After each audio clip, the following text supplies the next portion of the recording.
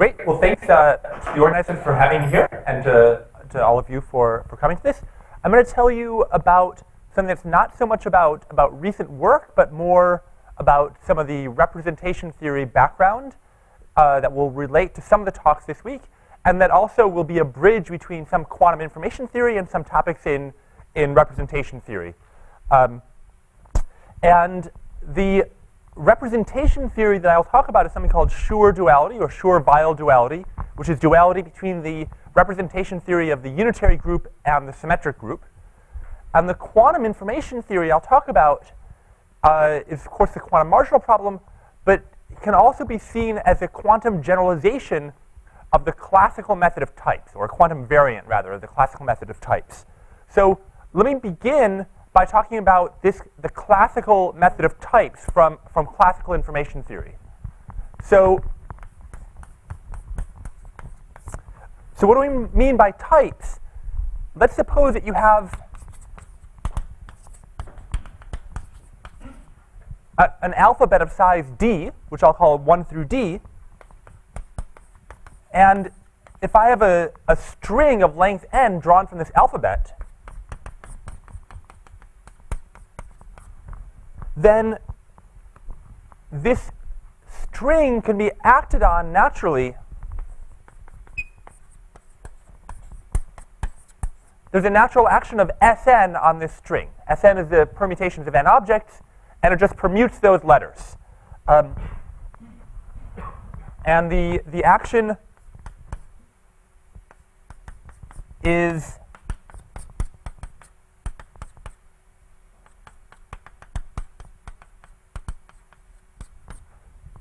as follows. The reason you write the inverse is so that this is actually a representation, a permutation representation of the group. In other words, so it has the property that p pi 1, p pi 2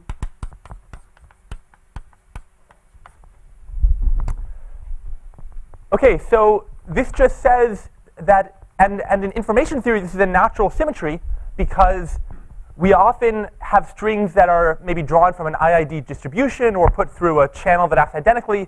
And so there are often situations in which we can permute them and get the same statistics. So the orbits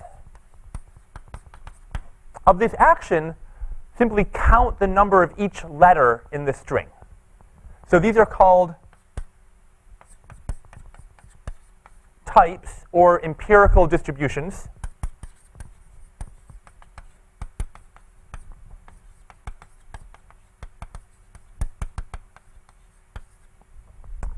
And for example, the type of the string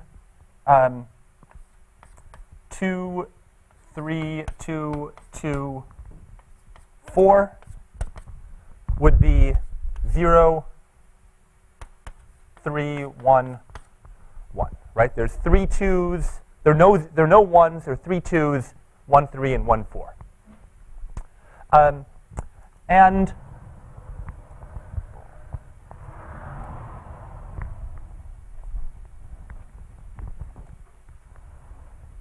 so for so for classical information theory, this is an important tool. In information theory, we often want to count pretty precisely, or at least asymptotically, how the size of things. So it's worth knowing that the number of types, we're often content to overestimate it, as at most n plus 1 to the d. We're often working the limit where d is constant and n is growing. And the size of a type is given by a multinomial coefficient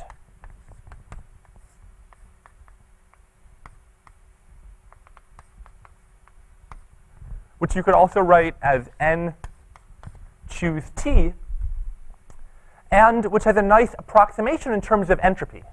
This is approximately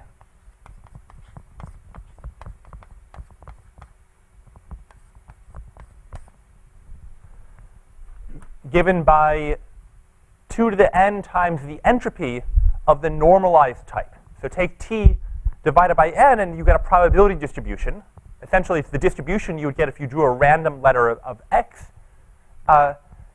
and then take the entropy of this distribution, and that gives you the coefficient of the exponent when estimating the size of this. So, all right, any questions so far? I'll get less basic in a minute, but yeah. I'm not sure what we mean by size of T. Good. So the size of T is how many strings have that type. So if I tell you I have 3 2s, 1 3, and 1 4, how many strings are consistent with that? And that's given by the multinomial. Oh, sure. Because that tells you basically where I have to tell you where those things are. Where are the 2s? There are 3 2s. Where are they? Yeah. Good. So one key feature of this is that we can crudely estimate the number of types because there's simply most of the entropy is in telling you where the individual elements are. So if you want to do data compression, what you can do is just write down the type in an inefficient way. Just write it out as d log n bits, and then use this many bits, n times the h of t over n, to specify an index into that type class. And this will be a compression scheme that achieves the Shannon limit. And it's universal in the sense that this scheme works for any probability distribution, as long as it's any IID probability distribution. OK, so this is not the only action we have on this, though. We can also act by SD. So we have D letters. We could relabel those letters. In many cases, our problem is invariant under this symmetry as well. And so let's define Q of pi to be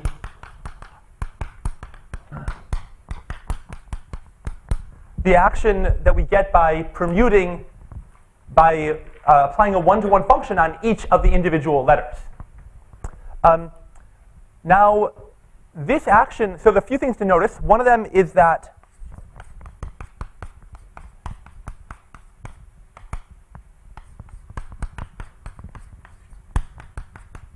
these two actions commute.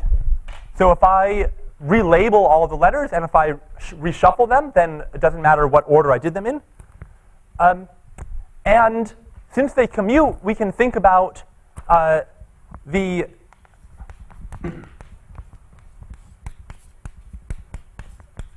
we can look at the action of SD cross SN and kind of not worry about the order in which we apply them. And under this action, we can also break up the set of strings into orbits. And anyone want to say what the orbits are of this action?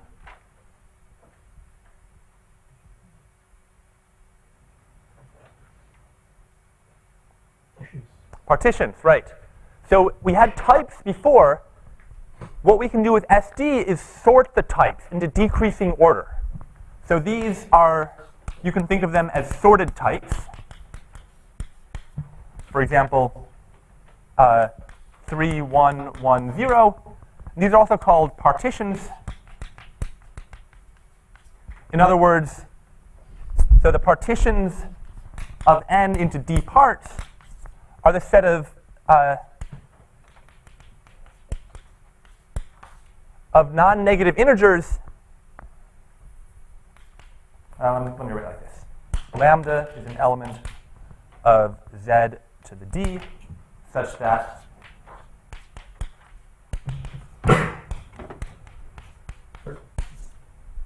I have a dumb question I should have asked a few minutes ago. Yeah. Why is the number of types n plus 1 to the d and not n to the d? Because each element of the type can be a number between 0 and n. Oh, you're allowed 0. Sure. So like in this one, the number of ones was 0. Oh. So the entries can be 0. Okay. It's, of course, a vast overestimate. The actual number, I guess the reason is d plus n minus 1, choose n, if you want an exact number.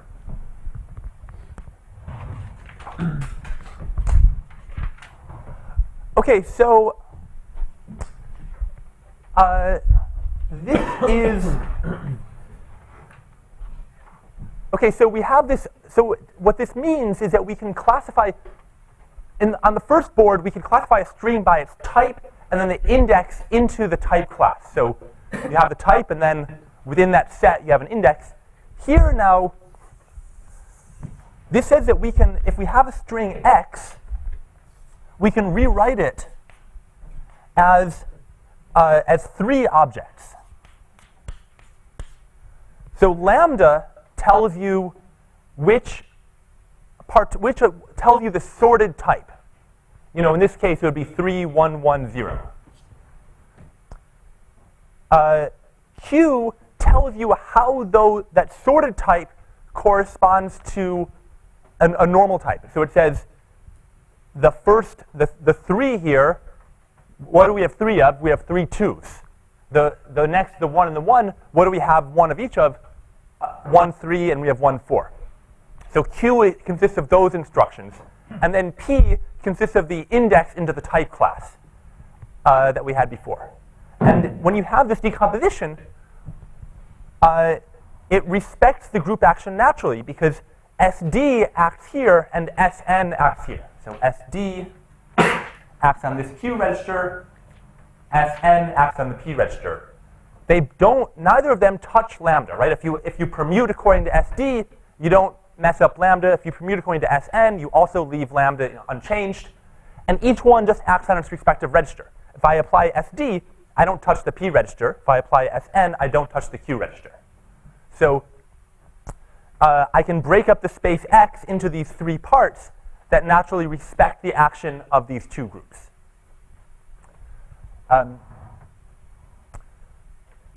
Okay, any questions about that?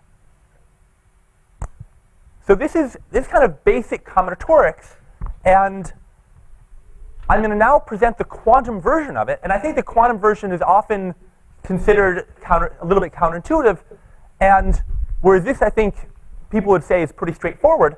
And I want to argue that you should think about the quantum version in these terms. Okay, so quantumly,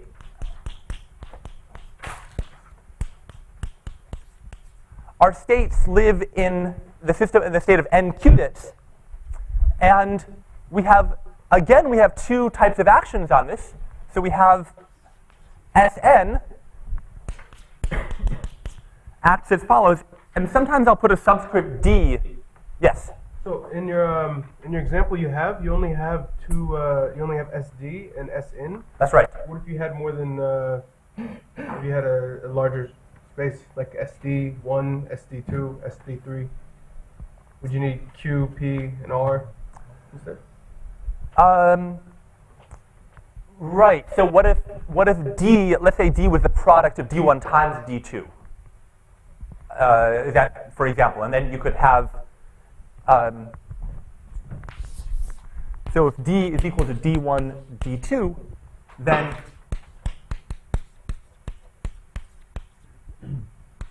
you could take this subgroup, and you could think of X as instead of each Xi, instead of being a single letter with alphabet D, could be 2 letters. One with alphabet D size D1, the other with alphabet size D2. And then you could act on each of them separately. Is that the direction you're going in, or? Yeah, but then would you have Q, P, and R instead? Yeah, you would have maybe Q1 and Q2 for the 2 different ones, and actually relating that to the full. This is nice now because you have 2 different ways to look at it. You can either break it up or not, and you can look at the lambdas and so on that you get in each case. And that's actually something that we'll come back to in the quantum setting, is when you can look at the same space sliced up in different ways. Okay, so I can act. So here, by the way, these acted as permutations, right? So I have the permutation group, but this has sort of a permutation representation, which means that when I say an action of this, right, I'm really just mapping this into a permutation of all of the giant bit strings. Now I have a matrix representation of Sn. Sn acts as a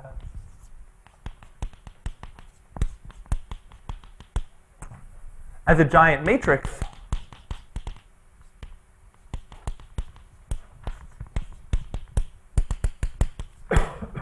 where these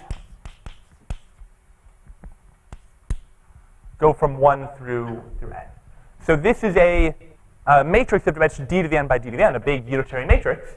And I have, and this acts on quantum states by permuting the registers. And Could you explain the right-hand side of your equation? I'm not familiar with the notation. yes. So this, I could also write this as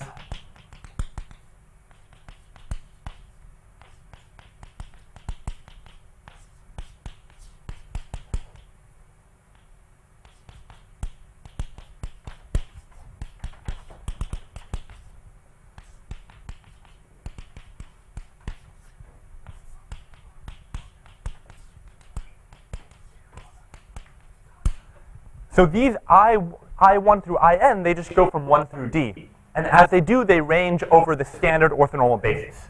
So, 1 means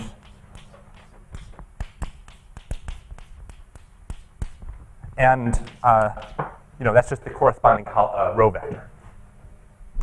And so I will often skip the tensor product notation and just write this as a big string because it's a lot more compact.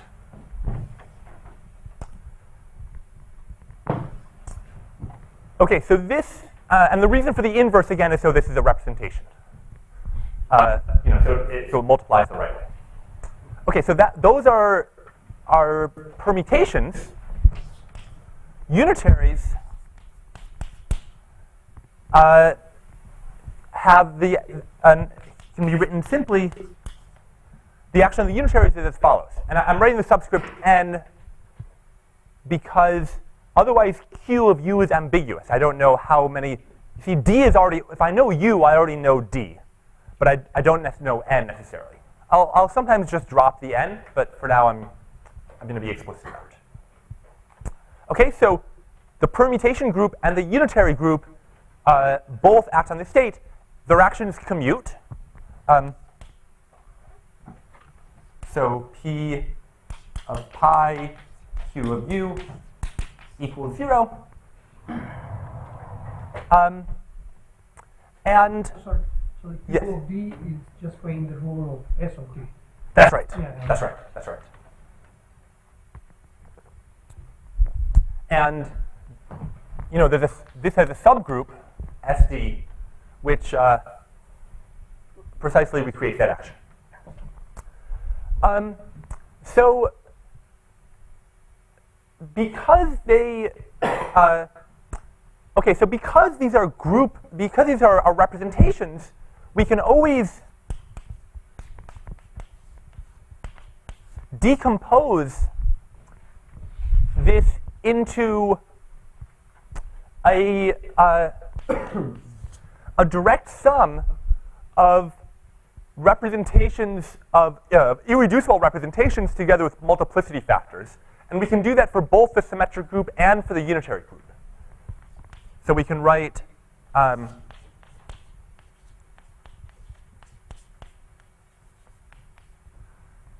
where we can write this as a direct sum. Let me call this, so where these are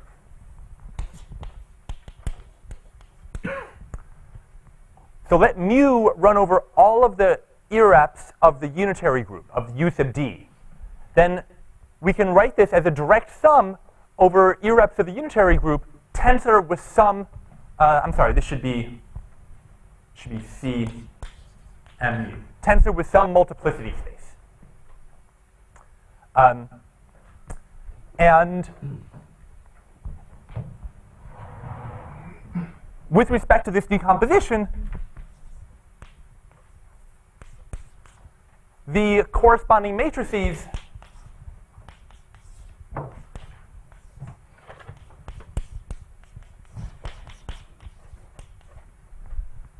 take this form.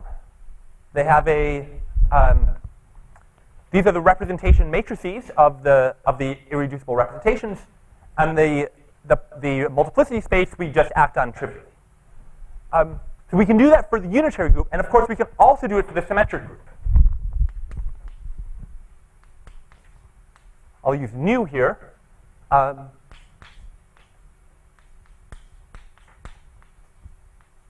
Maybe you get some different multiplicities, and these are the Sn irreps. Should you write it in the next line, probably? Because there are spaces, decomposition of spaces is not an operator. Yeah, that's true. So you would prefer that I write it like this. So this is an isomorphism where we can respect the action of the symmetric group.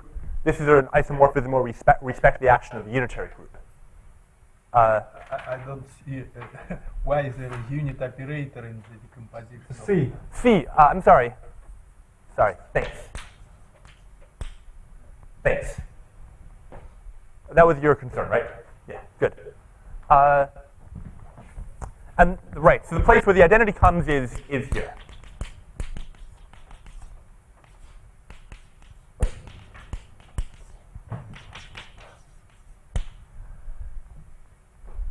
So, but what's useful is that we can decompose, because these representations commute, we can decompose into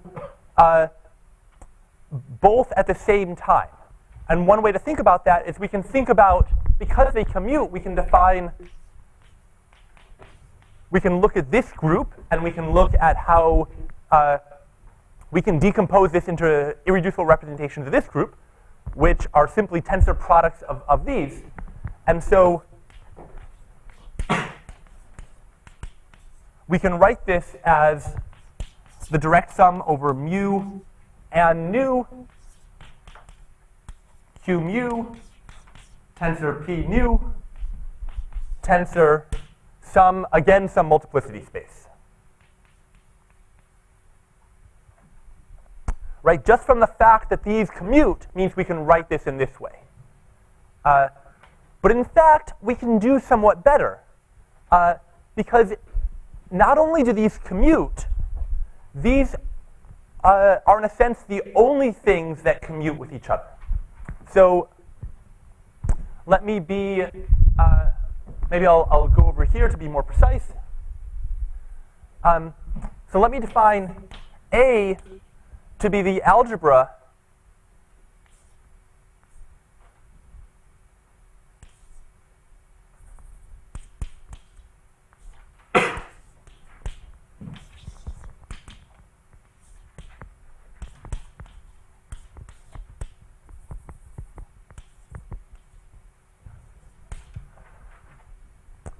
so take all linear combinations of these representation matrices, and then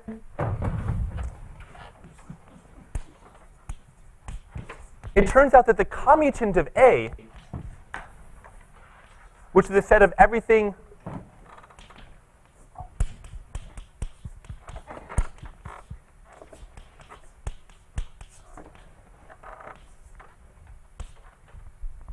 which is a set of all matrices that commute with everything in A.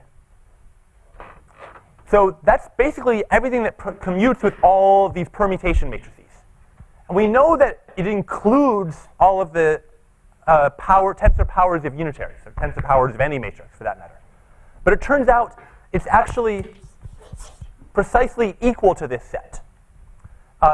And vice versa. If you take the tensor powers of, what are all the matrices that commute with all things of the form u tensor power n, it definitely includes the permutations, but in fact it's no more than that. It's precisely equal to the permutations. And I won't prove this, but it's, I guess the trick is to think of matrices as like a vector space, and then what this comes down to is proving that the symmetric subspace, some sort of basic facts about the symmetric subspace. You can, which is that it's basically that it can be defined either as the thing that's invariant under all permutations, or as the span of all tensor powers. Just showing those two are equivalent, you can use to derive this. Okay, so the fact that we get this equivalence means that m mu nu must be a delta function. Because if this was ever more than 1, that would mean there was some operator that commuted with both of these, that both the permutation and the unitary action, but was not contained in either one of them. So there'd be some extra degree of freedom. This rules that out. So m mu nu must be 1 or 0. Moreover, if to attach to a single mu must also be a single nu, because if there was one irrep here that was paired up with 2 different permutation irreps, then again there would be a degree of freedom that would be actually, let me, actually I'm not sure if that, I'm not totally sure about that argument. So let me,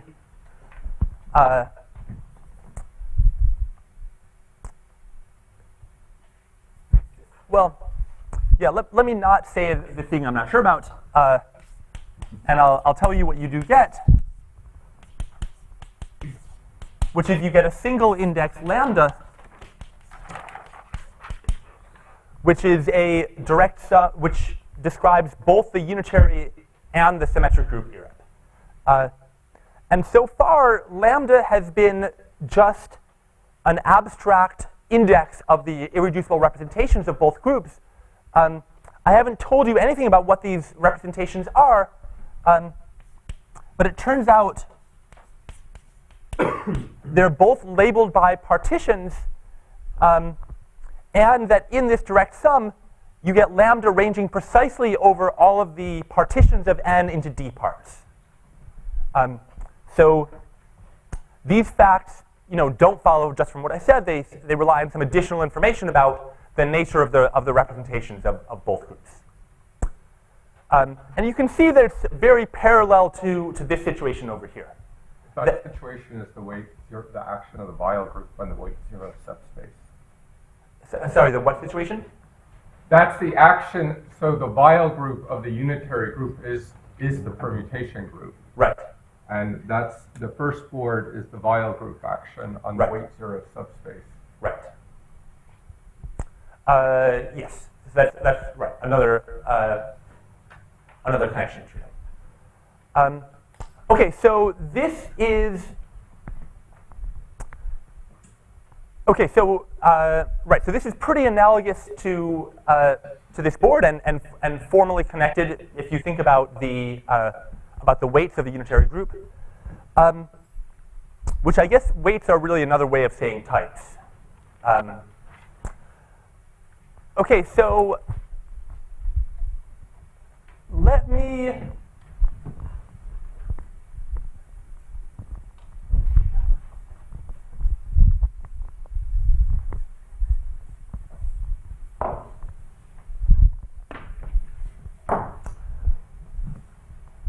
give an example or two of what this looks like. So if n is equal to 2, there are, oh, right, so, sorry, one last thing here. I also want to mention that Q of u, P of pi is a direct sum over lambda now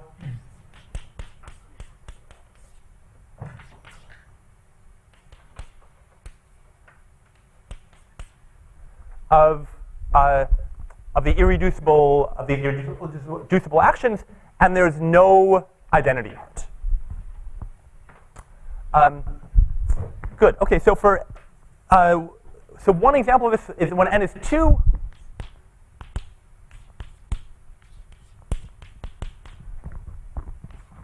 Lambda can either be, it's just a partition of the integer 2, so it can either be the number 2 or 1 plus 1. And we can draw this with Young diagrams as follows. We can either put 2 boxes on the first row, or 1 box on the first row, 1 on the second row. And these correspond to the 2 irreps of Sn, of S2.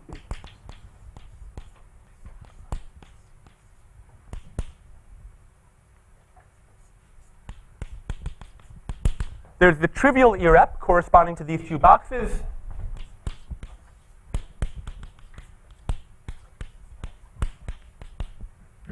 And the sign representation, both one-dimensional. Of course, you know that these are the two irreps. How I assign them to these diagrams is arbitrary, but will be conventional. And from this, and from Schur duality, you can also see what the corresponding irreps of the unitary group should look like. So this corresponds to the symmetric subspace of, so this is the overall space we're working in, and this decomposes into, so this is two symmetric copies of CD direct sum with two anti-symmetric copies of CD. And you can also think of this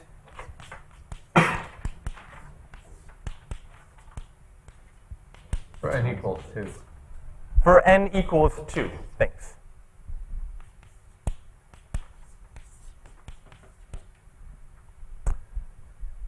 So this we're familiar with. This is what Schur duality tells us. And the fact that it's symmetric means, or anti-symmetric, refers to the action of the permutation group. So when I apply S2 to it, I pick up a phase of either, well, the identity does nothing, and the swap gives me a phase of either 1 or -1, telling me if I'm in this subspace or that subspace, which means, that's a statement about which permutation irrep I live in. If I live in this permutation irrep, then the permutations act trivially. If I live in this one, they act according to sign. So that tells me how the permutations act, but what about how the unitaries act? You know, what about the action when I apply U, you know, two copies of U, how do they act on the resulting space? And you can more or less take this as the definition of how this decomposition as the definition of how they act. So what this says is that this irrep can be described as U tensor 2 restricted to the symmetric subspace.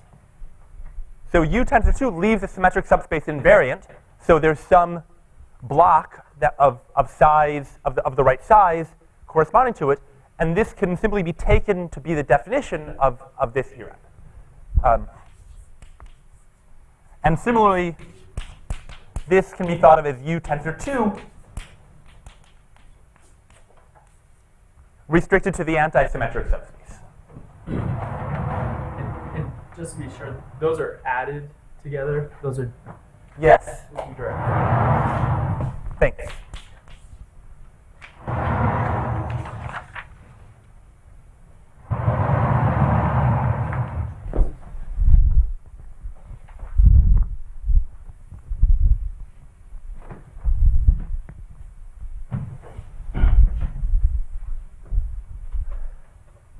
And I guess I said that there are two irreps of S2, so they have to be divided up in some way. But of course, this is parallel to what you saw for classical types, right? The first partition should correspond to both elements of the string being the same, the second partition to both elements being different. And so the sort of the correct analog to that is either symmetric or anti-symmetric. Okay, good. So this generalizes for general n. So two examples for n that we always have are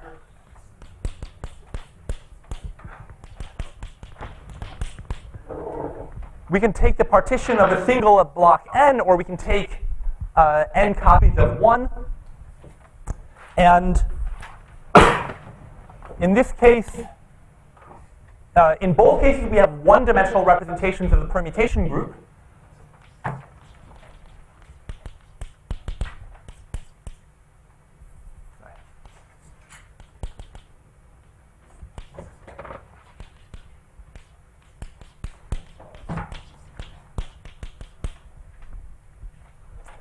And in both cases, the unitary group will have a more interesting action, but we can always understand it in terms of the symmetric or anti-symmetric subspace. So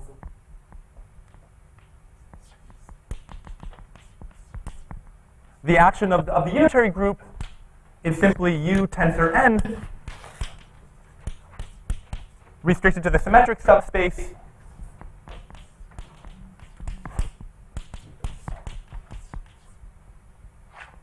and or the anti-symmetric subspace. And you can work out that the dimension of these subspaces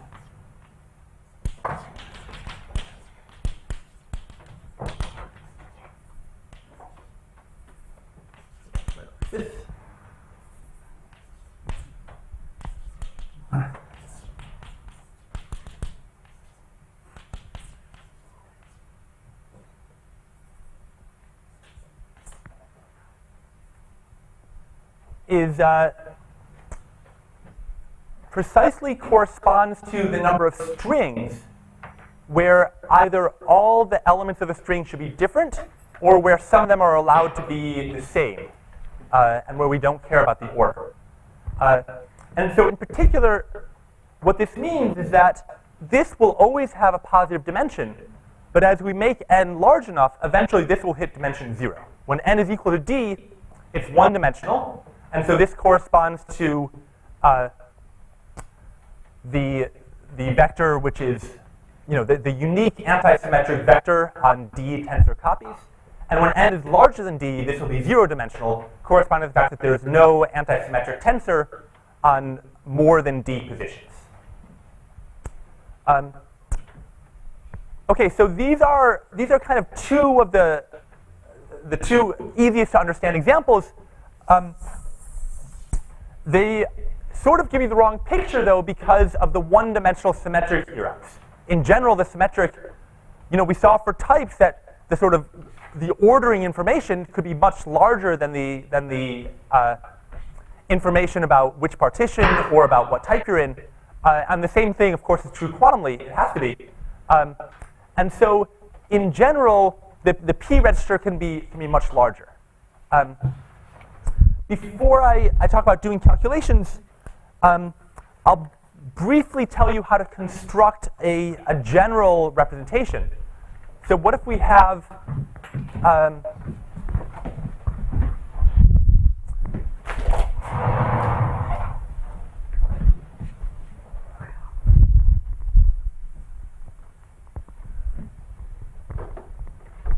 a more interesting partition?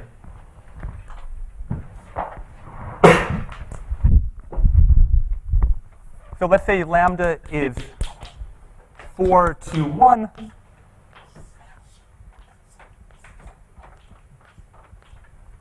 Four boxes in the first row, and then 2, and then 1.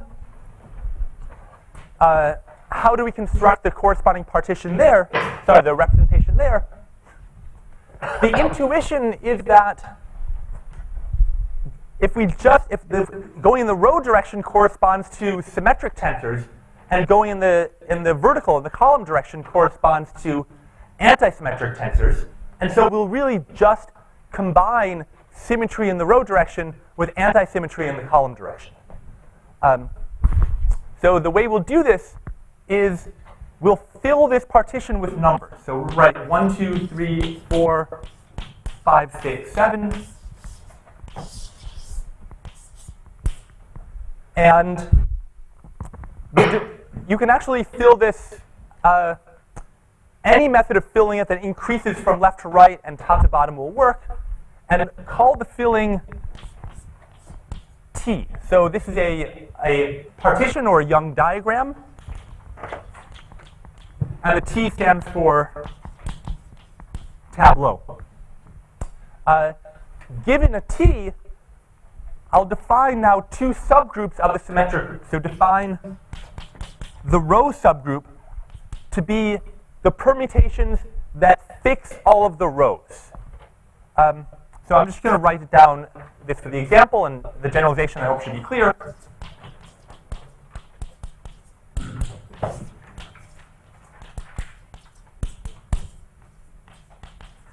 So this means permute elements 1 through 4, permute elements 5 and 6, permute elements 7. I can do the same thing for the columns.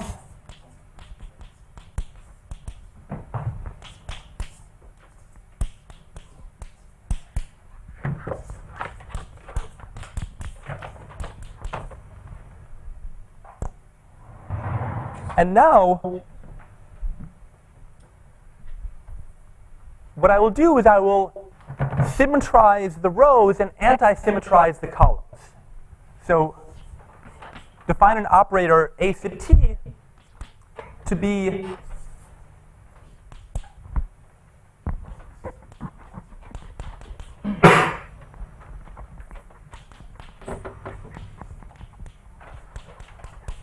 the average over all elements of the row subgroup of P of R times the average of the elements of the column subgroup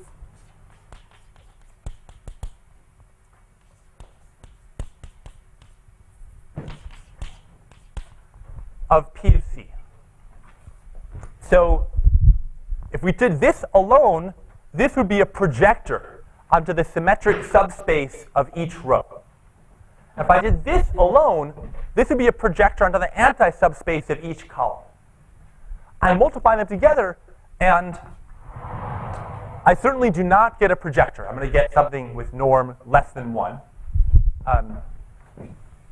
Except in special cases, except when one of these is trivial. And then I'm back on the other blackboard.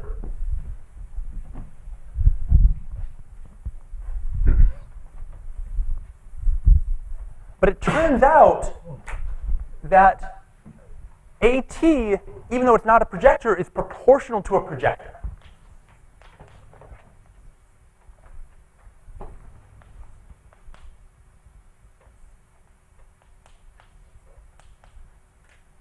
So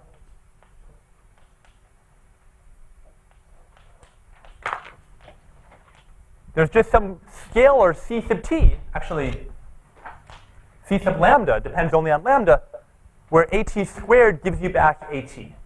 So it's up to a normalization factor, this gives you a projector. And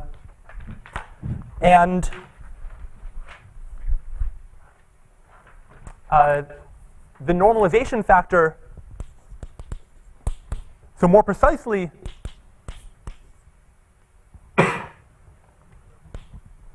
sorry, this should be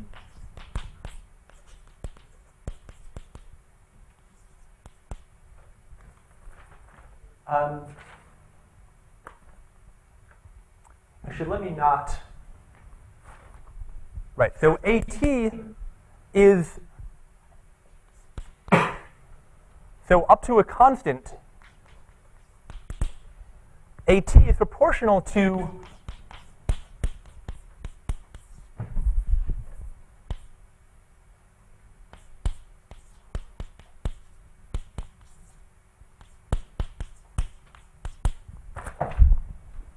a projector that of the following form. It picks out the irrep lambda. So this means restrict to the common irrep for the unitary symmetric group to be lambda. It does nothing to the unitary part, which it should, right? It's just a linear combination of permutations. It should leave the UD irrep alone. And then it's a rank 1 projector within the space of the SN irrep. And I've just chosen the vector t to describe it, because it's a different choice of tableau t will give me a different basis state. It further turns out that the set of all t, where t is increasing from left to right and top to bottom, that this set of t is a basis for the space. So as I range over all possible t, I actually get a basis. Alternatively, you could just take a fixed t and then use the action of the symmetric group to generate the rest of it. So with this, we can construct all of these representations. One thing to be careful about is this is a basis, but it's not an orthonormal basis, which is unfortunate, makes it a little bit harder to compute with. There are ways of constructing an orthonormal basis which are, I think, are maybe more beautiful but less easy, less conducive to calculation. And one way to understand them, so if you want an orthonormal basis, one way you can construct it is take this representation and restrict it to Sn minus 1. So consider permuting just the first n minus 1 elements. Then what you'll get will be a representation of Sn minus 1. In fact, you'll get a direct sum, and that representation will, in general, not be irreducible. You can break it up into irreps of Sn minus 1. And in fact, the formula for how you do so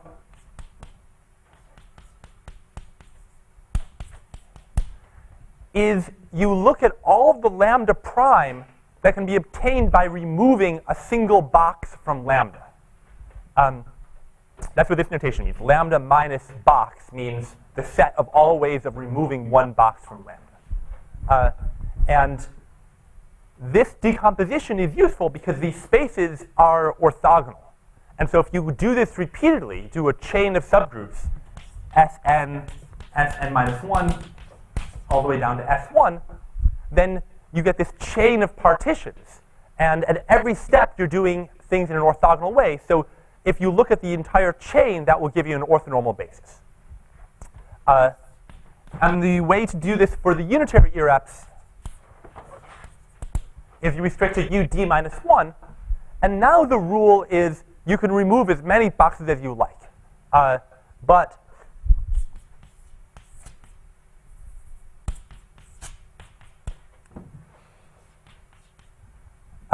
you have to, as long as you leave a valid partition. And of course, these are representations of ud minus 1, so you would better have at most d minus 1 rows now. Here you're allowed d rows, here you're allowed d minus 1 rows. And so again, you do the same thing. And go down to u1, where we understand that the representations are just integers. Okay, so this is, these are helpful for doing calculations on a computer, but if we want to prove things, then we want to make some quantitative statements about it. Just like we made quantitative statements for types, we'd like to do the same thing for representations. And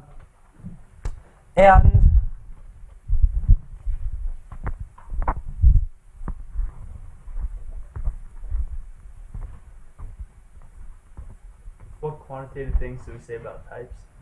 we said sort of how big they are, for example. And one thing and then there's a statement about relative entropy that I didn't make, but I'll make in the quantum setting. Okay, so so what things can we say here? So first of all, the number of partitions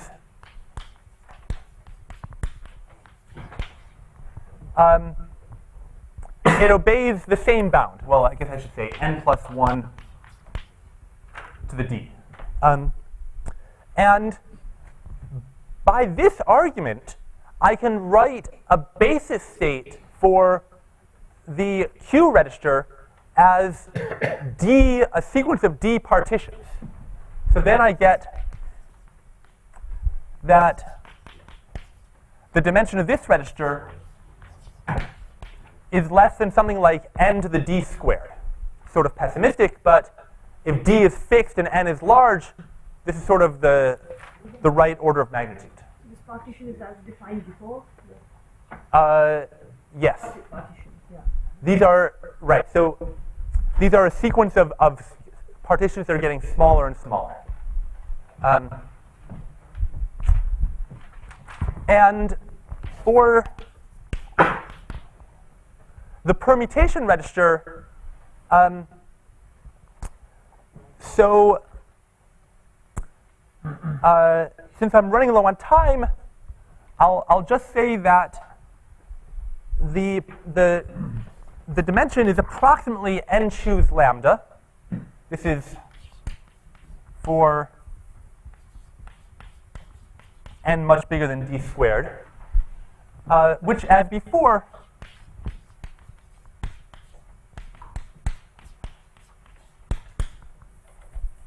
is approximately the n times the entropy of this state. And so there are precise formulas for these that I'm not going to write down because they wouldn't, I think, be particularly illuminating, but there are very, very beautiful formulas for them. So one immediate application of this is that we get a quantum version of universal data compression. So how does this work? If you were to measure lambda, then that would tell you, and look at that, then the size of the remaining registers would tell you how many qubits you need to compress it, compress a state. This state, this register, is never going to be very large, and this one uses a number of qubits that scales like n with a constant given by the entropy of lambda. So if you knew what lambda you were likely to get for a given density matrix rho, then that would tell you how many qubits you need. There's a second issue now, which is that measuring lambda is no longer a safe operation, because it can collapse the state and cause damage to it. So you would have to do a weak measurement of lambda, sort of approximately observe the shape of it. And it turns out that this can be done in a way that doesn't damage the state very much. So in order to make this thing, to make this particle concrete, let's say you have a state rho tensor n, and you make the measurement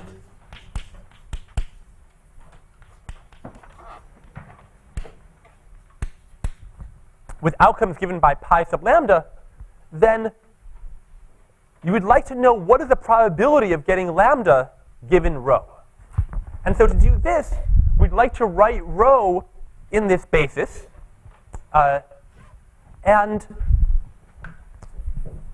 we actually already have the tools for doing this. The thing to observe is that our definition of Q, which I guess I've erased, is that this is basically Qn of rho. I can define it not only for unitaries, but for general matrices. And so this is equivalent to the direct sum over lambda of Q lambda of rho tensor identity on the permutation register. So if I want to know the probability of obtaining outcome lambda, Wait, what is rho? rho is a density matrix. What does that mean in this context? So rho is a d by d matrix, which is positive semi-definite and has trace 1. So you just want to decompose that into its isotypic parts. That's right. Okay. And I want to know how much weight it has in each of these parts. Yep. It's like saying if I have IID samples from a probability distribution, what's the probability of each type? This is the analogous thing in the quantum case. So what's the probability of lambda? So this is trace of pi lambda times rho tensor n, which is also equal to the dimension of p lambda times the trace of this quantity, which is roughly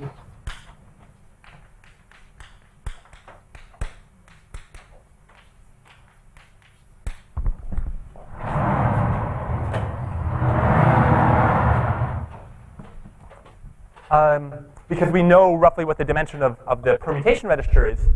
So we now need to only to find the character of the unitary eras. And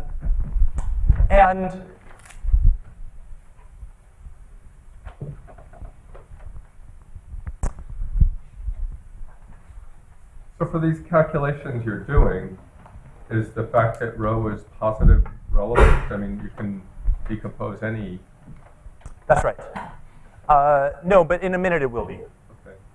So to understand this object, we can go back to the symmetrizing and anti-symmetrizing definition that we have, and consider. So let I be the. So let's write rho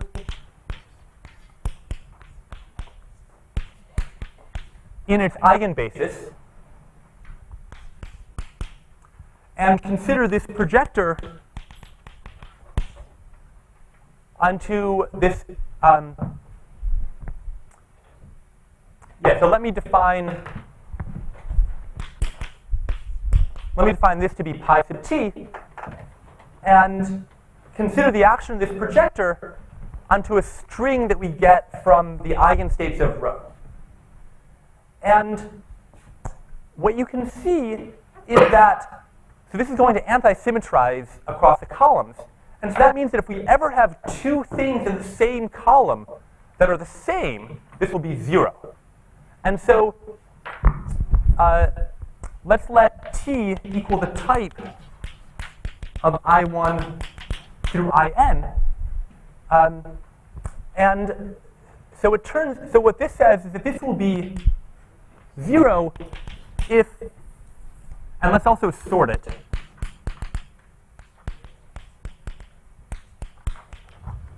This says it'll be 0 if T1, well, let me write it this way, unless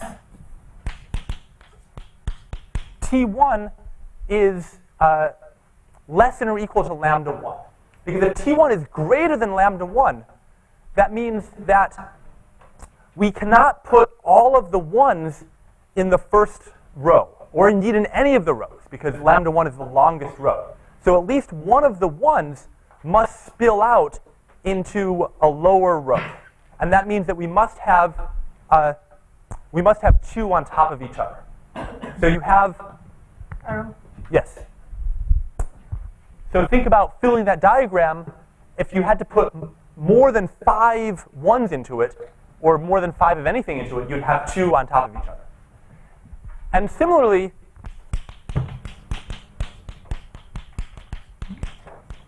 suppose you have, look at the number of 1s and the number of 2s together. If you had more than 6 of them, then you would have to have 3 on top of each other. Because if you look at the first 2 rows, you can fit at most 6 into there. And so if you had more than that, it would have to spill into another row. And this generalizes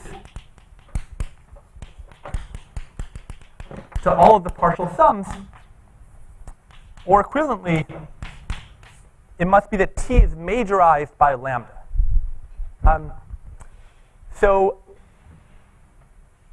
It turns out this is a necessary and sufficient condition, that the contribution to that trace come from all of the types. It only comes from types that are majorized by lambda, and in fact, it comes from all of the types that are majorized by lambda. So the trace of Q lambda of rho, it turns out, is the sum over all types that are majorized by lambda of R to the T. So this means R1 to the T1, RD to the TD.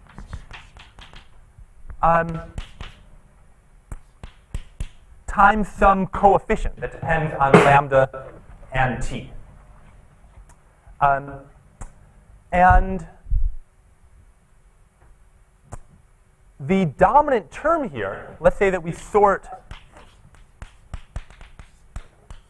the eigenvalues in decreasing order, and here's where we're using the fact that rho is a density matrix, that the elements are non-negative and sum to 1, then the dominant term here is going to be r to the lambda. So this is going to be less than or equal to r to the lambda, sorry, greater than that, less than or equal to r to the lambda times the dimension of this space. So the dominant term will be r to the lambda, and the dimension, remember, is not very big. So we've estimated this thing fairly precisely in the limit where n is very large. So when you put this together, you combine r to the lambda with this h here. You do a calculation that is familiar from classical information theory, but unfortunately I don't quite have time for. You find that the probability of getting outcome lambda is up to polynomial factors simply given by the relative entropy of T with respect to this partition. And this is analogous to what you get for classical types. If you sampled from an IID distribution, P, and you asked what's the probability of getting a type, you get the same formula, but with P here. I'm sorry. What am I? Let me try that again. Lambda over n with respect to r. Right. Sorry. So the classical analog is to have the type, the normalized type here, and the probability distribution here. Left-hand side, where's the r dependent on the left-hand side? The probability of, so this is trace pi lambda rho tensor. So there's the probability of lambda given that you started with the state rho tensor. So this means a few things. It means that for compression, what I said above works. That when you start with rho tensor n and you weakly measure lambda, you probably get lambda pretty close to the spectrum of rho. And so the size of the resulting p register, which governs how much your compression costs, is roughly the right size. So it means that compression works. It also tells you about spectrum estimation. If I've produced many copies of rho, and I want to estimate properties of rho, like its spectrum, this tells me how to do it. I should measure lambda. And this tells me how accurate I will be. It tells me the probability of a large deviation, that I estimate the spectrum to be far from what it actually is. And if you apply this to tripartite states, you can also get a statement about the compatibility of different spectra. So you want to know if you have a tripartite pure state where the individual parts have spectra RA, RB, RC, then that can be related to whether you have a state where the irreducible representations of the permutation group combine in the appropriate way. And so I think I've gone a little bit over time, so let me stop there and thank you for your attention.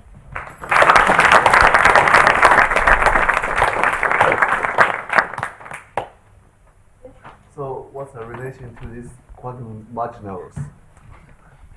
Right, so that was what I said in the last 3 seconds, which is take a tripartite pure state, look at its marginals. Now take n copies of that tripartite pure state and imagine doing this measurement. And look at the joint distribution that you get. Now let's say over lambda A, lambda B, and lambda C. Then on the one hand, and you'd like to know, does a triple ever occur? Lambda A, lambda B, lambda C. On the one hand, it should occur if the marginals are compatible. On the other hand, it can only occur if the corresponding Kronecker coefficient is non-zero. So that's how a relation between quantum marginals and these representation theory questions.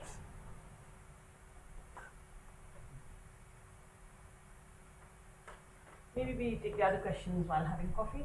Okay. And Aram will